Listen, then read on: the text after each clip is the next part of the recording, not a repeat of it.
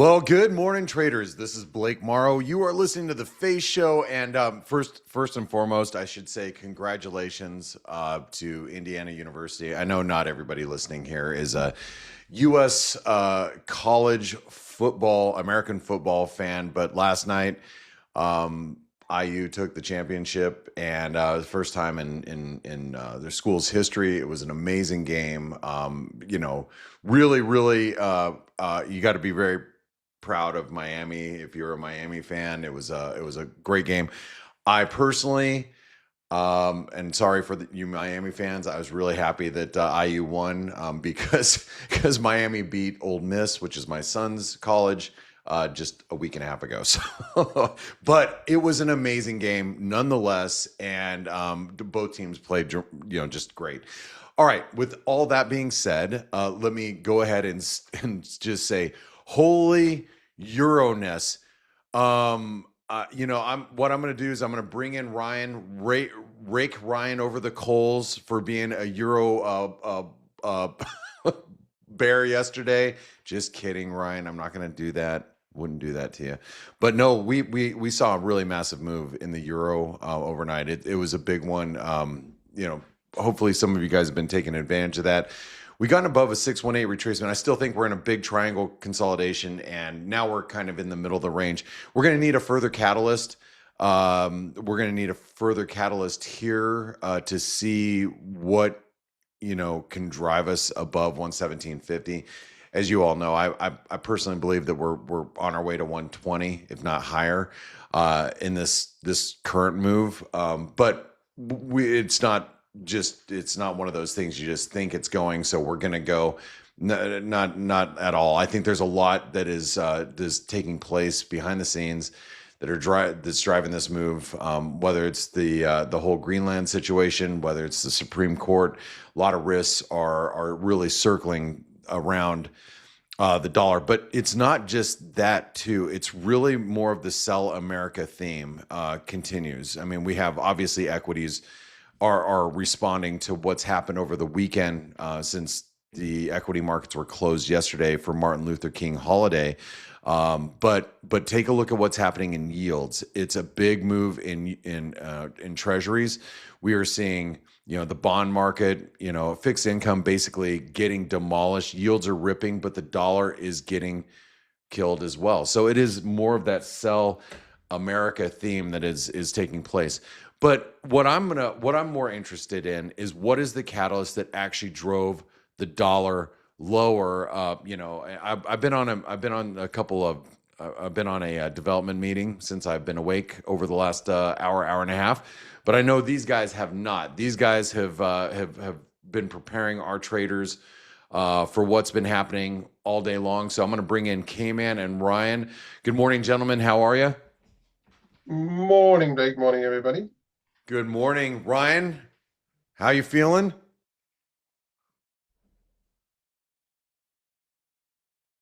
Well, Mute. He's on mute. Oh, I'm he's on mute. This bloody Zoom. Sorry. Yeah. Oh, I was like, cat got your tongue, Ryan? I was speaking. No, I was speaking. No, absolutely fine. How are you doing? Oh, doing good. I'm a little tired, even though I went to bed at my normal time. It's just like the excitement factor of everything that was happening here last night has gotten the best of probably a lot of Americans, this morning. But let's start. K-Man, what happened to the euro and what happened to really the dollar overnight? Yeah. What accelerated this move? Well, basically, Liberation Day version 2. You saw euro picking up steam against everything, and then euro dollar accelerated. The dollar got sold versus most of the currencies. So that's just really yesterday. We didn't see any pickup in the dollar, so to speak. I mean, selectively all the time because in the end there's different forces going on.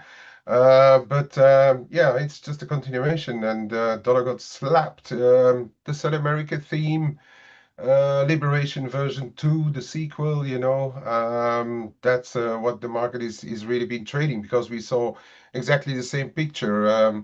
Equity markets are down, but not massively down compared to where we stopped yesterday, right? Right. I think there's a bit of a recovery Well, since yesterday. slightly. I think the market is always, because of we having been for such a long time in such a low volatility environment. I think we're going to find pockets of profit taking a bit faster for those who have those options on board, or who have been trading in a tight range for so long. The profit takers are probably going to be out a little earlier as well, unless this move gets legs into the SCOTUS meeting, into Davos tomorrow. There's already been Besant on the wires a few times. Trump talking tomorrow. Then he has side meetings after that. So there's still a lot going on. But this morning was clearly buy euro, sell US, right? Yeah, I mean it seems like that's what's happening at the moment. Ryan, we're seeing moves like Kman was just pointing out. A lot of these euro crosses are really on the move, and I know I'm long, like I'm long euro sterling, I'm long euro Aussie, and they're doing pretty good. But when you look at like the euro Mexican peso, this is one of those alarming. This should be an alarm bell that's going off right now if you're long equities when you see the risk kind of turn, because as we were discussing this yesterday, it's more of the euro being a funding currency, and it's not a function of, oh, I'm buying Europe because Europe is great. What do you make of these euro cross moves here? Yeah, I mean, when I first sat down this morning and well, opened my eyes and looked at the charts and the price moves, it was all looking a bit yen led. Yen was weakening, dollar yen was up, trading up 158 60s. All the yen crosses were jumping up, and sort of by the time I got to my desk, that had fallen out of bed. The yen crosses still remained up, and it's switched to a bit of a dollar risk off, but it's what we've been telling you, or what we've been saying before. It's this US risk off mood that the market's jumped into. Now, obviously, you guys had a holiday yesterday, so this could be, just a bit of reaction to all yesterday's news, a bit of catch up. But yeah, it's, as Kay said, it's going back to the old themes and what you were saying yesterday. Where is the market going to jump to if it doesn't like the dollar? It's going to the biggest block there is, irrespective of what the fundamentals say. There is central bank stability, rates are steady. The economy is not doing great in Europe, but there's pockets of positivity, Spain and Italy and whatnot. So if you want safety in terms of no shit's going to hit the fan, then you go to Europe and you go to the UK. Well, that's another question. But even the Kiwis find in favour today. One bit of data, positive data, and the Kiwis shot up. Aussie Kiwis been hammered. So it doesn't take much to switch. And we were talking about this on the Flow Show. Take the Canada. We're just seeing signs that the economy perhaps is stopped being crap or falling and is maybe looking to turn a corner. And that's been enough, maybe to put a bit of an injection in the Canadian dollar as well. So yeah, we get these turns. It's risk. It's a bit of yen, and a lot of it is geopolitics, as you know, which has injected some volume. Some volatility, and that's a dangerous thing for a lot of traders. We've spent the last 3 weeks with crap vol, and now you get a bit of vol, and it cleans everyone out. So I'm looking through some of the comments that came from Besant overnight, in Davos. Has he said anything that's really jumped out at you? I'm going to ask, okay, man, I'm going to ask you the same question, here in a second. But Ryan, is there anything that you were going, wait a second, he's really, it's worth noting, maybe it's dollar moving. I mean, I see that he wants to talk to a bunch of CEOs, but anything else that he said out there overnight? Not really in regards to this situation. One thing he did mention is that you lot are probably going to be getting $1,000 checks sometime in Q1. So that's your trigger to pile into the stock market again. But no, really, it's just been the same old bluster. He's backing Trump, and Trump's right what he's doing, and this, that, and the other. But there has been some, in the sidelines, other US people saying, it's not going to be as strong as what Trump's saying. He's not going to rock up with military or anything like that. And I think as panicky as the market's getting about this, you just got to look at the playbook for the last year. He's done this before: threat, with the end game to get a deal. People call it taco, but that's been his playbook all along. And I think we're probably going to head the same way. It sure is. I mean, at what point does he buckle? Or the other thing you gotta ask yourself is, does he actually taco? And Trump always chickens out. If you guys don't know what taco is, I've always been against that. I've always been against that narrative, because it's not chickening out. It's his play. That's what he's set out to do: threaten everyone with high tariffs, and look at where tariffs are now and all the deals he's done. It's like playing an American football game. You're just moving the sticks, and as long as he's moving the sticks, he's doing what he wants to do. And that's the other thing. It's exactly like playing an American football game, i.e., you don't play it with your feet, you play it with your hands. All right. Enough about that.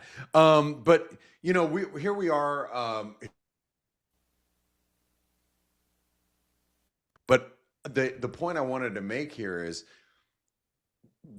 since like Liberation Day. All right, let's just, and by the way, I see that Greg is here, and don't worry, Kman, I'm still coming back to you too, and we're gonna get Grega's opinions here in a second. You take Liberation Day, which was back here last April. We are significantly higher percentage wise, and we're still trending higher, but what was I saying? Percentage wise, we're 20% higher today than where we are at Liberation Day, which is less than a year ago.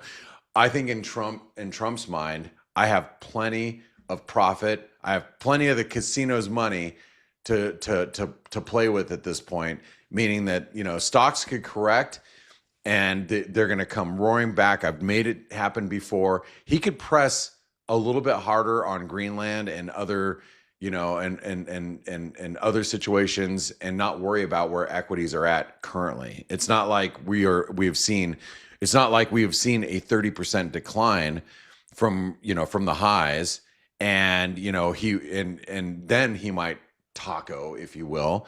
But you're right, this is part of his playbook, Ryan, and we have to be cognizant that he is very aware, as much as he likes to tell people that he doesn't look at the market. The market is his benchmark on how successful he has been as a president. He looks at the stock market. That's all that really matters to him. And we should all, be aware of that. All right, Kman, going back to overnight comments that we've seen in Davos, what else are we expecting from Davos? If you didn't realize that, or you didn't see anything that jumped out at you, what should we be looking for today in Davos? Today in Davos, I don't know. The big Trump intervention is tomorrow, right? Today I don't know, but this, as we know, the press is all over all participants. So we heard already a little bit from Katayama saying that they will get the bond market in Japan under control, which is a bit of a wishful thinking right now, because the JGB market is pretty heavy, to say the least. So Japanese yields are also flying. Right? I mean, this doesn't get enough airtime, right? Well, Kate? I mean, it's one of the reasons why yen is weak now, because the market makes a excuse me, a comparison with what happened in the UK gilt market, which at times in the past happened with the Italian BTPs or with the French OATs. So that's a bit of a comparison that the market is making now, that Japan won't get its finances under control, because who says pausing the taxes on foodstuff is going to cause another $32 billion a year shortfall. So Yeah, the market is worried, and that's what really is weighing on the yen still. I was relatively surprised to see with the dollar coming off like it did versus most currencies. I mean, okay, dollar yen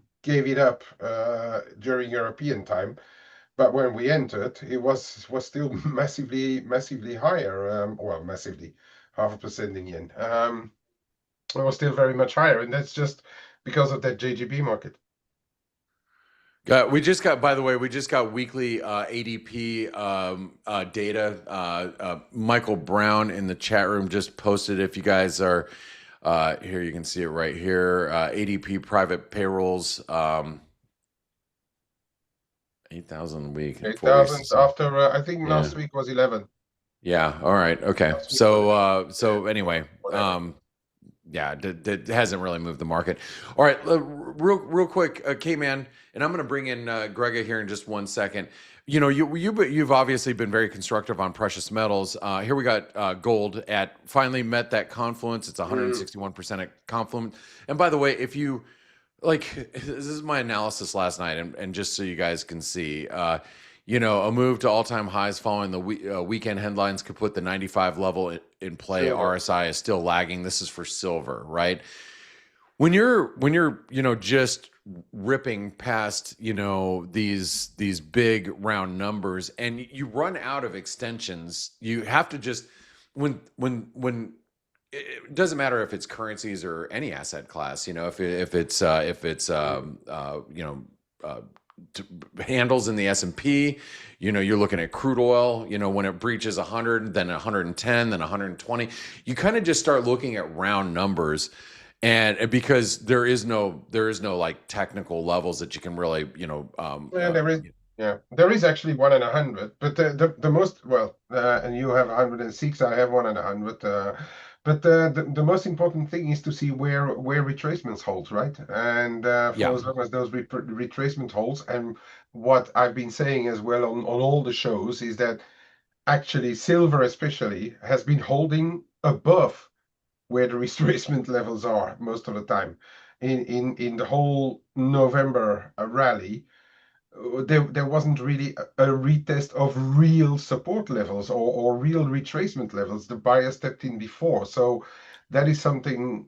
For as long as this pattern continues, there's no way you can stand in front of the train, right? You need to start to break some decent retracement levels to really start looking at a potential correction where to maybe re-enter for us privateers, right? I mean, whatever the institutional market is doing is a different story, of course. But yeah, I mean, it's very hard to chase. Yeah, I This mean, like, K-Man, here's your gold chart from Yeah, this morning. And by the way, you guys, you know, K-Man, did you hear him right now? This is his analysis in, you know, Forex Analytix. You can access it along with Ryan's. You know, we all post our analysis. Grega, who we're going to bring on here in a second, you're going to hear his take on the markets. We're also going to be looking at his analysis in Forex Analytix. You can get all that, you know, just inside the app. But yeah, these are the levels you were pointing out yeah. with gold. So is your next level that you're going to be looking for now that we've breached that 4720 confluence here? It's No, 161% extension. Are you looking higher from here? we're still not far away. So again, I mean, tomorrow Davos may throw things a bit of a spanner in the works. I would say it's possible, but this thing, I mean, if you look at the longer term, it's still mega bit, and my next level is $100 higher. So if it holds around, if it holds already here, and I would say that trend line is around 47.05, call it 47, 47 figure 20. If that holds already, I mean, what's Yeah. going to stop it, right?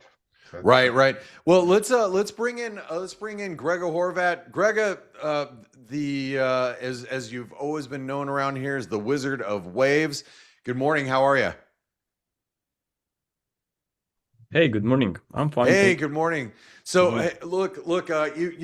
You've been spot on about the euro. You were looking for a euro dip into the low 116s.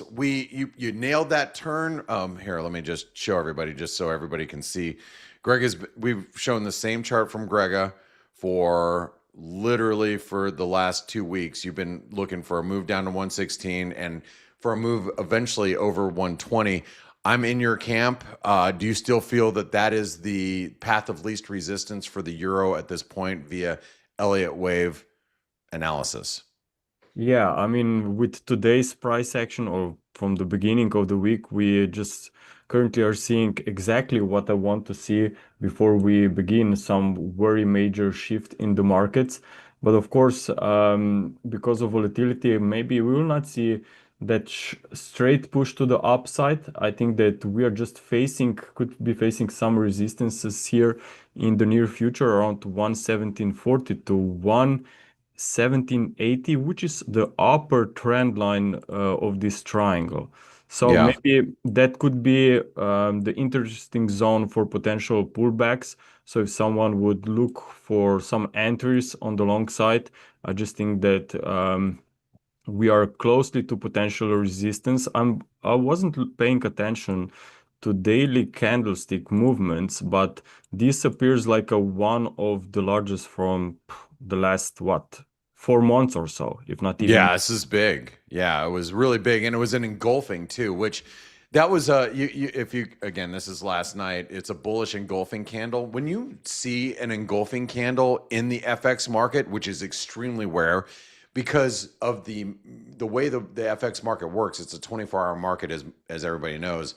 The only way you're going to get engulfing candles is over the weekend. But when you get those and they're apparent first thing to kick off the week, you have to respect it.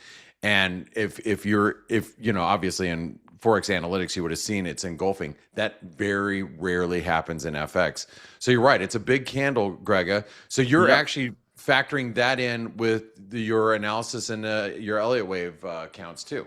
Yeah. So basically, what I'm trying to say is that because we had a pretty big move already happening today, we are approaching the upper limit of the daily maximum range. So it Hmm. means that we should be aware of maybe some pullbacks. Keep in mind that the US cash market will open today. It's been closed since Friday, right?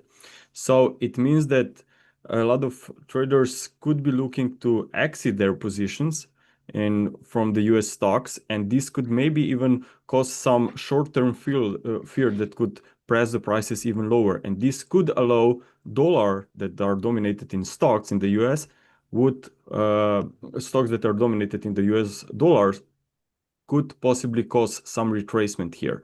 So I would not be just looking straight to the upside here on the euro. I just think that maybe some retracement, the short term, obviously, could be something to look for, and maybe that there could be opportunities to short the US dollar in the second half of this week. All right, that sounds great. So maybe if we can get the euro back below 117, you know, maybe closer to 116.80, might be a better level. So how do you feel about these precious metals, Grega? You've been obviously very constructive. Here's your current view on gold. And remember, guys, you can find Grega's analysis on the Elliott Wave, tab on all 30 instruments that we cover. It's not just currencies. There's obviously the DAX and treasuries and boons and everything else. But how are you feeling about gold here?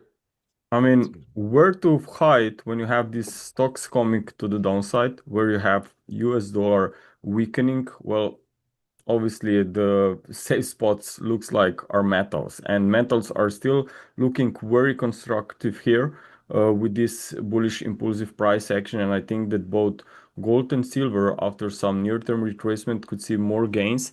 When I'm looking at gold, maybe the closest level, let me just give me a second to look for something, would be the high from the last week, which was 4640. So this could be quite interesting support for this black wave 4. If we see that retracement, then 4640 could be very interesting for the next rebound. I think. Okay, so you'd be looking something like that, a little dip to a 46.40 for continued move. All right, very good. Did you want to show your charts and show anything that you're seeing currently? Um, Not really. I mean, Okay. maybe the most important could be in this risk-off environment, if you're looking at cryptos, Bitcoin and all the Yeah. sector is coming quite under pressure here. And I think that there is a real risk that cryptos will not recover that easily anytime soon here, in my opinion. I, Uh, I'm I'm with you, and real quick, Greg, this is my longer term view of Bitcoin. It's in a bear flag pattern. We couldn't get above the 98,000. And now this is when you guys look at Forex Analytix and kind of what we're going to be doing with trading analytics as well. When you look at multiple types of analysis and it all matches up, that's how you garner confidence in what direction you're trading. And in this case, Bitcoin's obviously in a bear flag pattern. Greg is over here looking at his Elliott wave analysis, and it's looking very similar. So when you see this matching up, it's like, okay, well, I don't think I need to be bullish Bitcoin when these two developments are coinciding with one another. So where do you see Bitcoin going from here? I think that we will retest it 80K. Very big support that I would be watching for this year could be around 74K. It was actually that April low when Trump pulled out his table with tariffs. So basically, that's the area where I would be looking for potential very big support. Yeah, what happens? What happens if this is the question I've always asked. What happens if we break back below 75,000? I mean, that would be gnarly and A lot of gnarly. liquidations.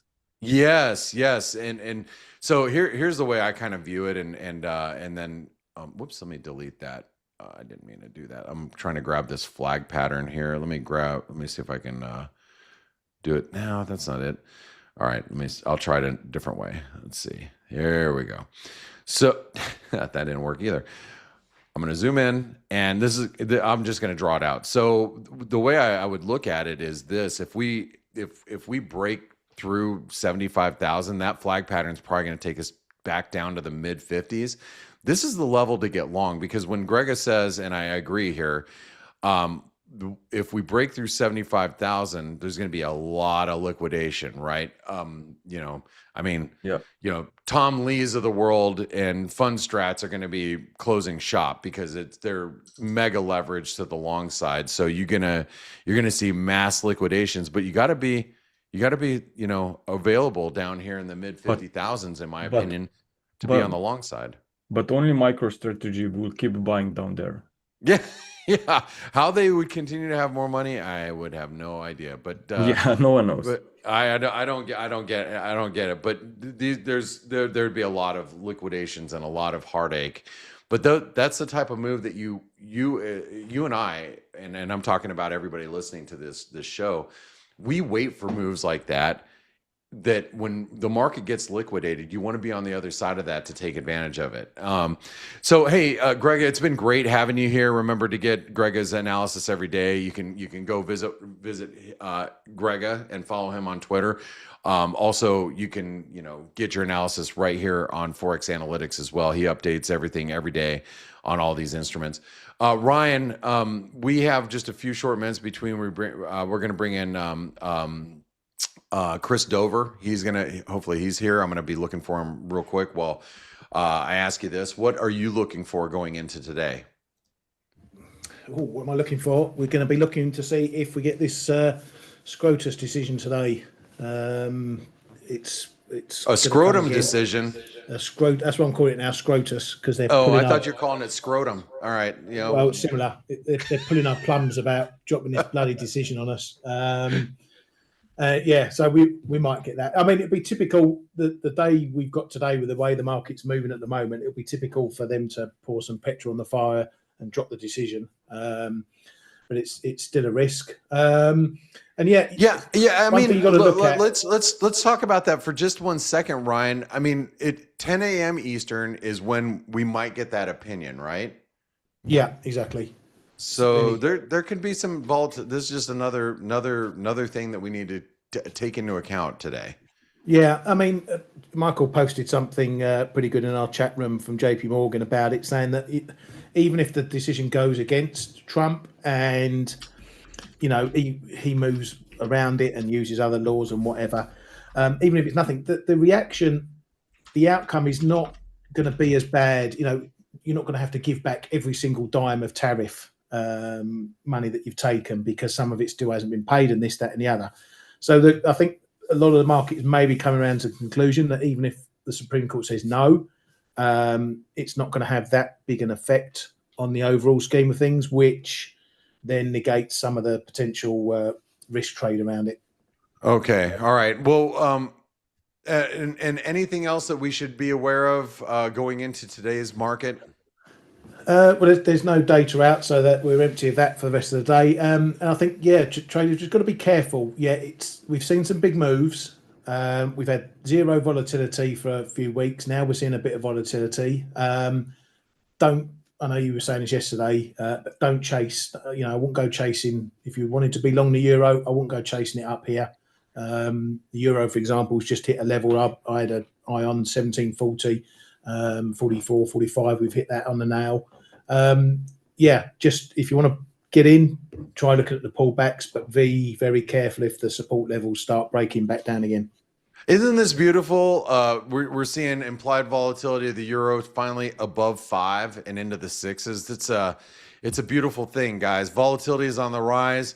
Lots of opportunity out there. Kman, before we bring in Chris Dover. Yep. Any last minute thoughts, today as we go into today's same thing. SCOTUS should be a bit of a mover, and then Macron is just on the wire. So there's going to be a lot of headlines out of Davos as well around Greenland. Now Macron even talking about Chinese investments into Europe. So it's going to be really still headlines driving all of this, but.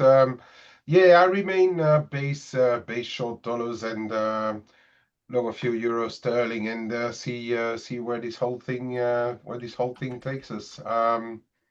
Should be an interesting couple of days coming. Yeah, Andrew was just asking Grega what his views on Ethereum were, and it's like, Andrew, you can actually go right into ForexAnalytix, go to Ethereum, since that's one of the instruments that we cover. And you can pull up Grega's Elliott wave analysis right here. So. I'm very neutral, sharing different wave counts there. Very neutral. Okay, so make sure you go and read his analysis from this morning that was out about 5 hours ago. So what we got to turn our attention to our guest today, Chris. So I want to thank Ryan.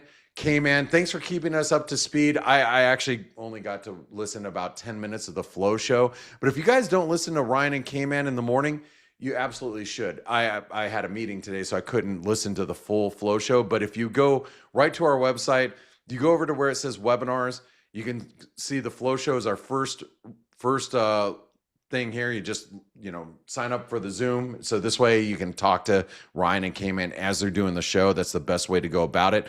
Listen to these guys every day. They'll get you up to speed on what's happening quickly. Also alongside Live Squawk, that's right here on Forex Analytics. So thanks, Ryan. Thanks, Kman. And Grega, thank you so much for being here as well. Thanks, Guy. Have a good one. All right. Grega, Kman, thank you, guys. Chris Dover, Devil Dog, how are you? Good to see you. Happy New Year. Hey, how you doing, Blake? Happy New Year. I'm doing all right, man. How's I know you live just a couple miles away from me. Oh shit, there might be something coming out, by the way. Ryan, do you see anything on the wires right now? I'm sorry, Chris, I'm jumping in here just because we're seeing the dollar get walloped right now. The euro is at new highs on the session. No, we've had fully fed services out, which was a little less crappy than last month, but that's not. The euro is absolutely flying, and it's where my speeds are running slow right now. Holy cow! Or my feeds are running slow. Different feeds are actually running behind. Are you sure there's no headlines out? Well, you guys gotta. I haven't got my right. squawk on though. I'm not seeing anything myself. All right. Well, Davos interview on Bloomberg. yeah, I mean, things are moving. Danish pension fund to exit U.S. Treasuries. Holy shit! Yeah, they've only got 100 That's million, it. Blake. Huh? They've only got 100 million. It doesn't matter. It's the trend, right? I mean, that's the thing. I know you might go, oh well, that's a nominal amount, but that's not the point. The point is when you have sovereign funds selling treasuries and exiting, that's just the sell America story that we've been talking about. Oh boy. All right. So anyway, I mean that again, the dollar amount is nominal. You know what I mean? I get that, but it's more of why, and will this accelerate? And that is, the gist of it. Really, it's this sell America story. Which, sorry, Chris, didn't mean to jump in. Here it's just things happen when we're live and we're doing live analysis. So, what are your thoughts about that? I'm kind of in the camp right now of the trend is the thing. Until the trend has broken, and by the way, I'm talking U.S. equities here, not so much on currencies. And if you want to get into currencies, I can go. I have two kind of interesting inflection points on currencies, but U.S. equities, even though they are somewhat out or underperforming, the trend is still very strong there. And anything like today, if this like pans out to anything a little more deep, I've got dip buying strategies in place to step in and buy. But leading into this, which is how it always is, right? Like you have extreme quiets before stuff gets shaky. It has been a very quiet period from basically the summer until once Independence, no, not Independence Day, Liberation Day. Liberace Day. Liberace Day. I'm gonna celebrate Liberace Day myself. All right. That's what we do. That's what we do. That's what us devil dogs do around the gun ranges. We celebrate Liberace Day. All right, sorry, I digress. Do you want me to share a screen? Or do you Yeah, want to keep yours up absolutely. there? Yeah, let's go ahead and Hey, as you're sharing your screen, real quick before you get into the gist of everything you want to talk about, Chris, tell everybody a little bit about yourself. I mean, you and I can chat like we're like we've known each other for years, which we actually have.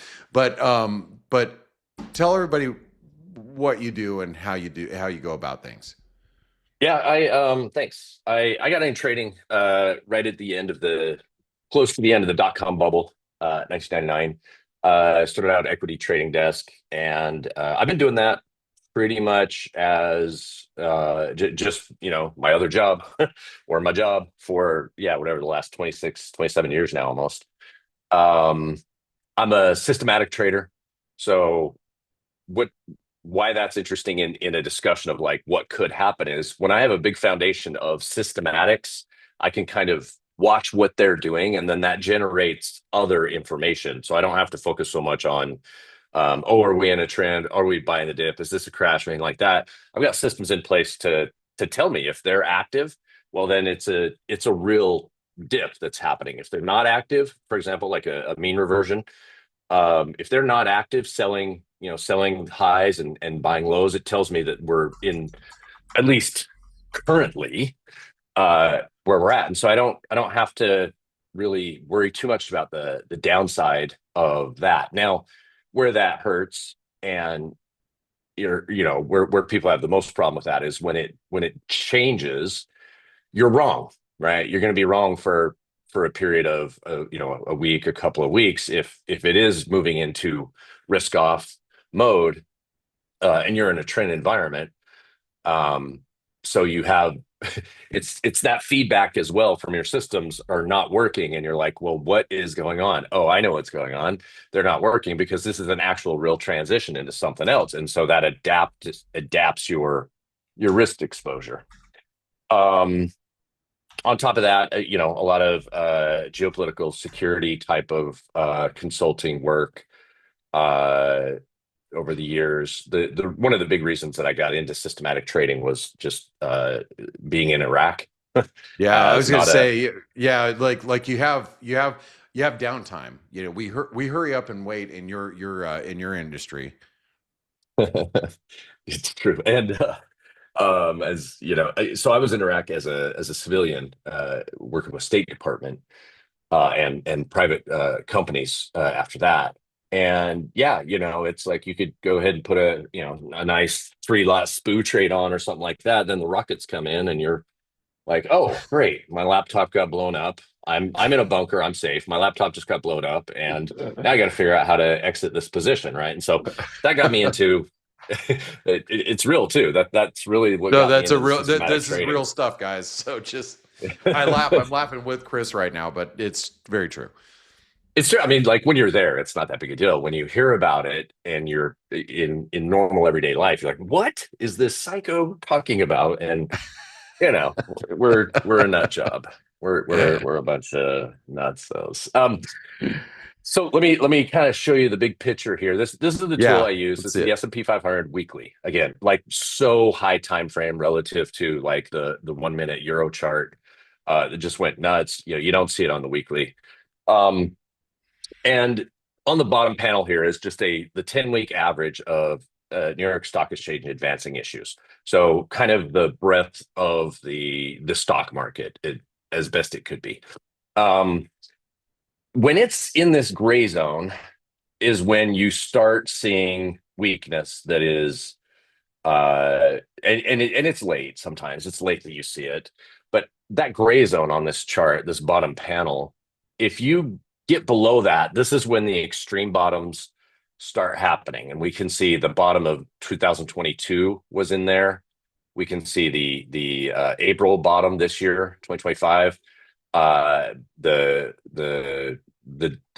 flu that will not be named bottom down in there. The end of 2018, all those areas where there were just major bottoms happen through there. And what's otherwise interesting is that most of the time it's just doing nothing. That meme of like nothing ever happens. This is kind of the version of that. When it's on the S&P cash index, so it's not open yet. So we'll see what today brings. We're still almost less than an hour away from seeing what that's going to do, but it's not going to really have much of an effect because it's a weekly chart. It's going to take, the whole week to play out. So it's telling me is that we are in kind of like spring and summertime right now, where nothing is, the weather is going to be pretty expected. So dips are likely to be bought if they become available in equities.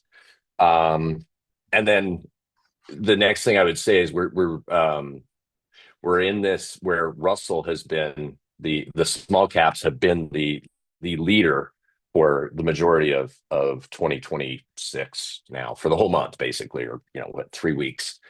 They've put up a So what is the trigger that actually, like, let's just say, I'm just hypothetically, let's say what we're dealing with today is pretty real. People are worried about, they get nervous about the whole Greenland situation. And, let's say economic data starts to turn lower. And let's just say hypothetically, the S&P drops another couple hundred handles from current levels let's just say that happens in the next week. What are your indicators? What's going to turn first to tell us, hey, it's time to get out? Like what are you going to see on your screen that is the catalyst that drives you to make the decision? Okay, so this would be systematic, and so what we're looking at right here is we've got Russell, we've got the NASDAQ, we got S&P, and we got T-bills. When T-bills outperform on a weekly basis, so on Friday close, if T-bills are up and everything else is down, I'm rolling into bills. And that's on a it's a 63-day momentum look back, so a 3-month momentum look back. And then how that shapes into the the last trading week. So if we're to look at if we're to go like 5 days back here, we could see that T-bills at our current moment, because it's Monday or Tuesday, it doesn't really, it's not playing out.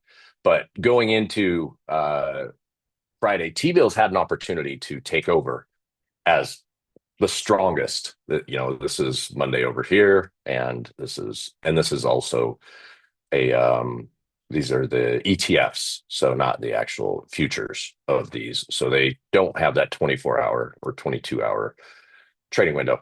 But you could see that starting today, right? So this is Friday's close. You could see that the Russell really started to tank in the last few minutes of the overnight session on Friday, and then it all just kind of took off here. So the simple answer is, if the momentum on the three big indexes there are below bills are the winner, and that's all I do. And so then that tells me I don't have to have an opinion on the market at that point in time. I'm in cash essentially.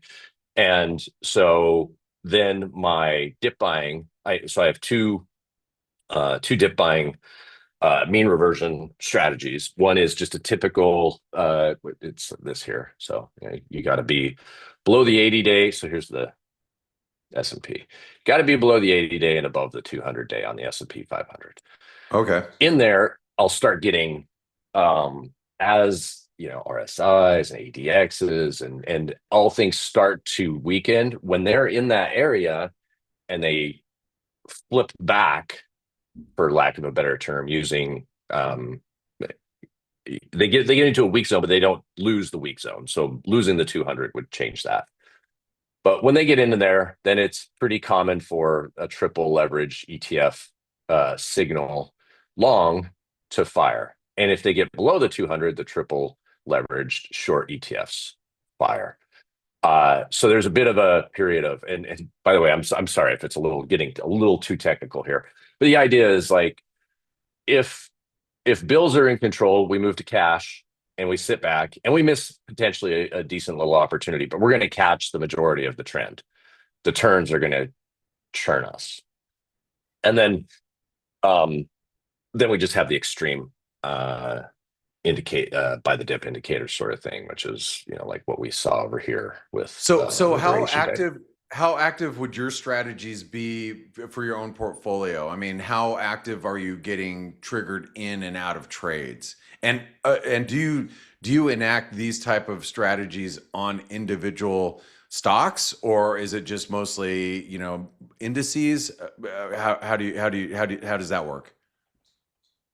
So the strategies are mostly on indices, and the reason being is or leveraged ETFs, and the reason being is there's no survivorship bias when it comes to testing those out. The S&P 500 is constantly bringing in and removing products into their index, and so I don't have to go and get a universe of stocks and constantly be like, well, of course I'm going to back to test this one on NVIDIA, and oh my gosh, what an amazing return NVIDIA had.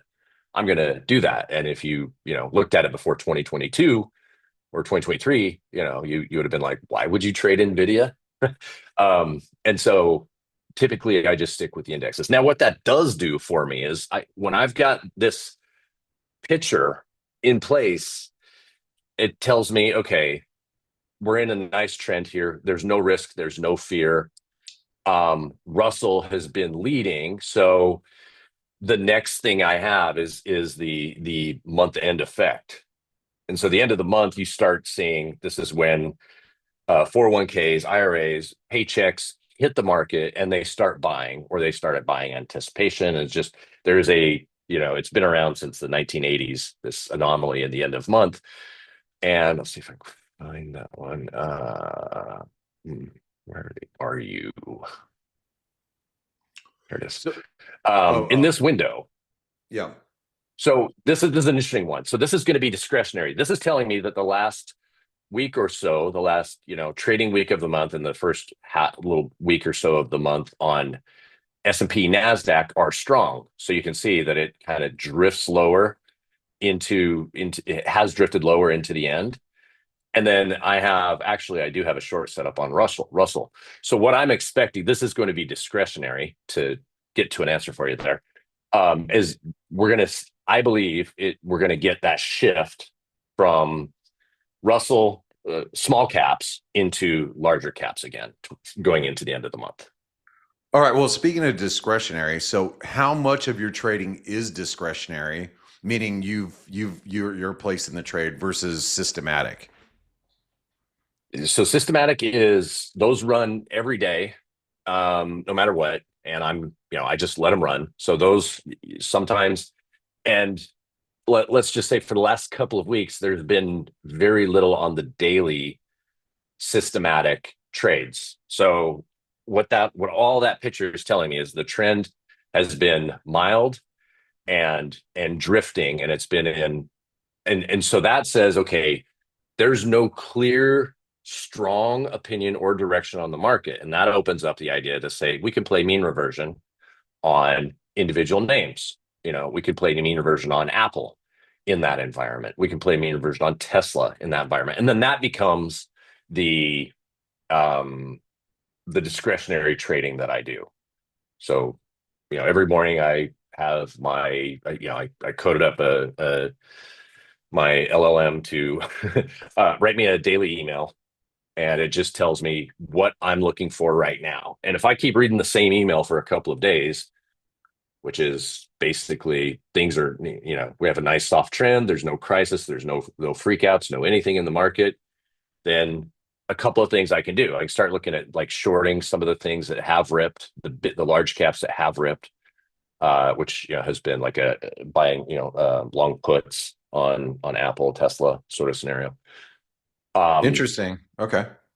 And then also that's if we're in a low volatility environment with that high trend, it probably means VIX is going to be a little bit cheaper. So I might go out and buy some, get long on VIX type options or things like that on the discretionary side. So here's a real question for you, Chris.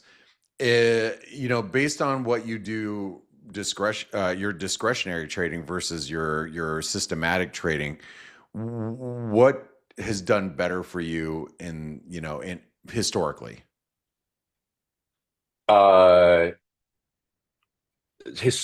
Systematic for sure. The times that I can catch these crazy opportunities in Apple or Tesla or Google or whatever, and those are mostly on the upside, are when the big foundation is in place and everything's just all lined up and the picture is crystal clear and people are not believing, let's just look at Apple's probably a simple way to look at it. Like last year, getting long Apple in this area, we already did this. This was the tariff stuff. We came out of it and Apple had been underperforming and everybody's just, bored with Apple and not interested because everybody else was doing amazing things or something. And so, in this area, I was like, okay, let's watch the breakout retest. If this area holds, I'm going to buy the cheapest calls or bulk call spreads or whatever I can do there. Deep out of the monies are actually where I end up doing it. And like 15 delta calls. And you pay a couple $100 to turn into a couple thousand really quickly because people have just underpriced that. And it typically happens in a low volatility environment. So I'd be looking to do the same, over in this area over here. Tesla probably, and I haven't done my weekly scan on equities. I'll probably waiting to see how today functions. But the only time shouldn't say the only, discretionary has become less and less part of my life.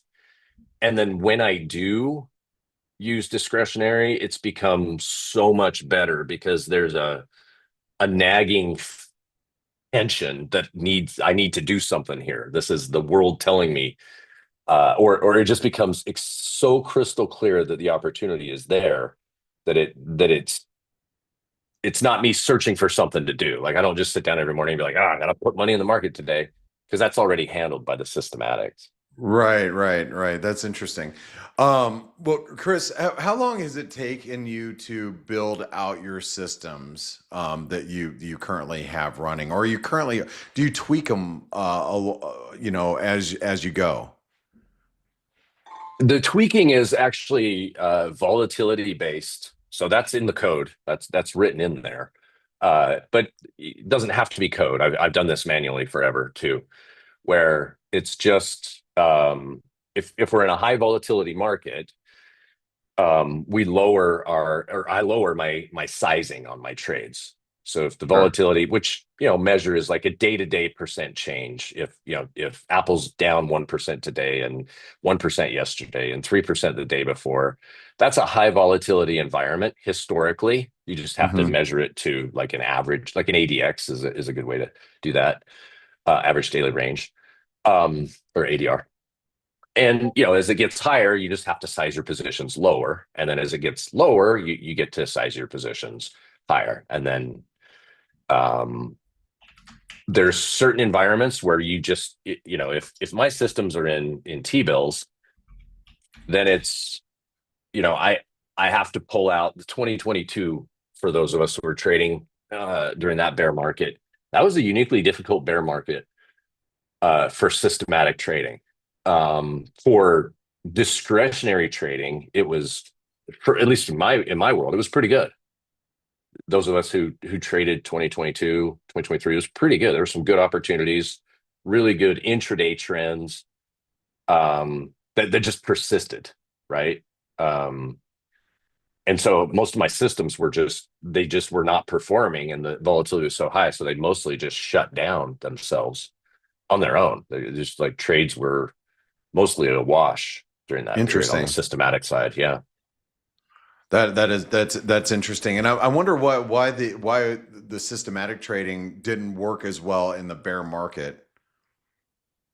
And it's interesting because it had worked in other bear markets. So when I stress test them in COVID in 2018 and in the 2015, 2016, actually 2015, 2016 period was a little bit tougher for a lot of the strategies as well. And maybe if that gives us some sort of insight, 2015, 2016 was like the China unwind. And so 2022 was kind of the COVID unwind. Okay. So maybe that is the thing. But in great GFC they worked. So it maybe that gives us a little bit of a if there is a unwinding of the juice like we had, maybe that is something to look at next time. And I'll trust me, I will be testing that a little bit later today now that we're talking about it. All right. Hey, Chris, couple questions from our viewers before we wrap things up here. AJ asked, can you please ask Chris about oil and gold, and then and Vinu Yes. asked about silver as well. So if you can throw silver in the mix there. Let me see where we're at here. I just had I am crude. I am looking to be long crude here, silver. On the metals, I am in no man's land on that sort of stuff right now. The volatility has gotten so high and the trend has extended so far that I'm actually not positioned in metals anymore. It was, definitely in the first half of the year into like mid coming into Q3 was when I really started to lighten up on metals. And so I missed the blow off up here on all of this. And it's because the volatility is really too high for me to get into to play any of that. Though, Yeah. looking at silver right now, like silver looks like cocoa did a year or two ago, just pretty incredible. So that's an intraday sort of trade that if I was interested in doing it, the only way I would be able to attack silver would be intraday to catch that, like, oh, we had a sell off. Just kidding. And they just rip it to the moon. Crude, I have a short that I'm putting on right now. I got positioned on crude last time I was on. I got long crude over in this area, I believe it was, Nice. ahead of I had believed that we were going to get Venezuela before the end of the year. I was off by a couple of days. Um, but that doesn't matter. The trade was, the trade broke To out, be got up long there, and then crude, I ended yeah. up I trailed out. And even after the event, it didn't really cause anything on crude. Nice. So I'm on a short. I'll be shorting below probably. I'm not sure which month I'll be trading right now. Looks like March is the front, so I'll probably go there. But I'll probably be looking to sell stop below today's low, or yesterday or Friday's low, whatever that day is. All right, very good. Hey, Nancy just asked one last question to you, Chris. How about the gold miners? Do you have any opinions on, some of those maybe the miners or the junior miners? I'll tell you, my partner Brandon at MacroOps, he's just he knows all that space, like, and he's been in it for well over a year now, maybe longer. I don't know much of those, but that's how I would be playing it. Now that the economics have shifted so much from, silver is a hedge historically because it's an industrial metal, right? And so they, in order to produce silver to run your businesses, to provide robotics and phones and all those sort of things, it has to stay in a certain range, and that's gone. And so the demand is kind of changed everything, and the balance sheet that everybody's been working off of for the last 30 something years probably on silver, or financial models I should say, that they've been working off of to run their businesses have shifted.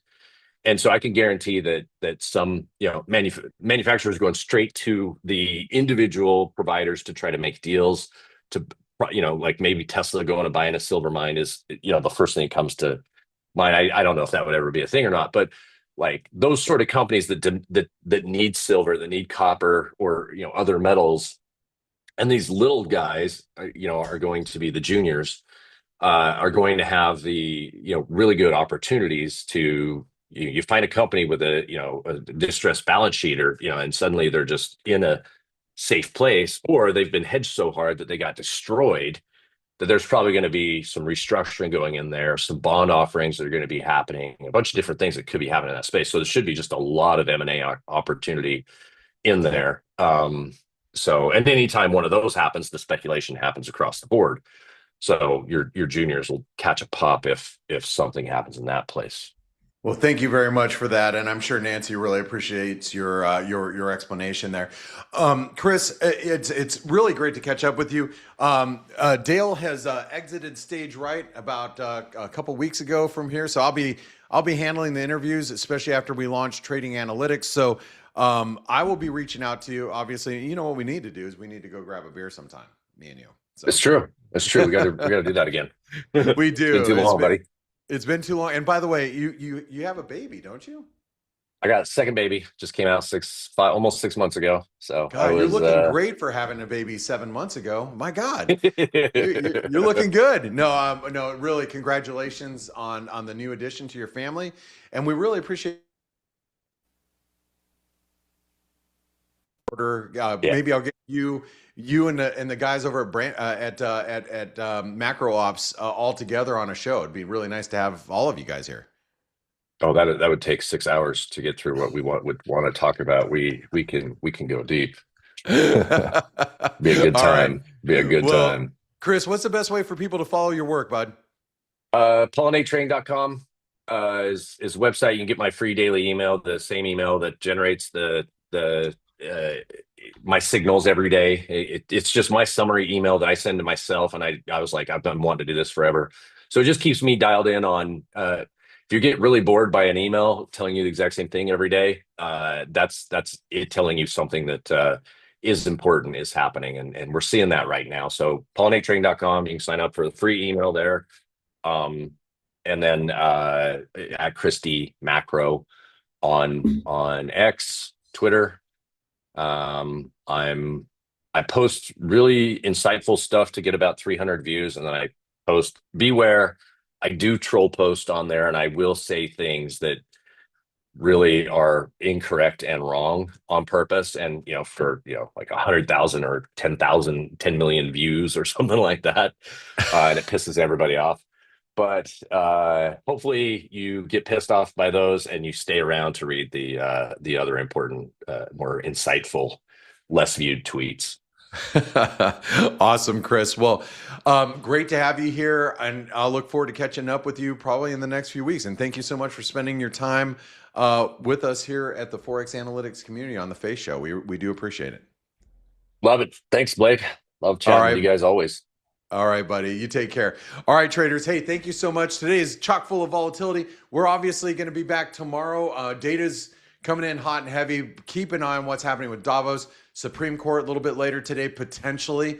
And so there's a lot of irons in the fire right now that's creating volatility in this market. So stay abreast of all of it. Just go to ForexAnalytix.com. Join us for $1 for 10 days. Come join in the chat room. We'll keep you up to speed on what's happening intraday as it's happening. All right, guys, have a great one. We will catch you tomorrow. Thanks, Chris.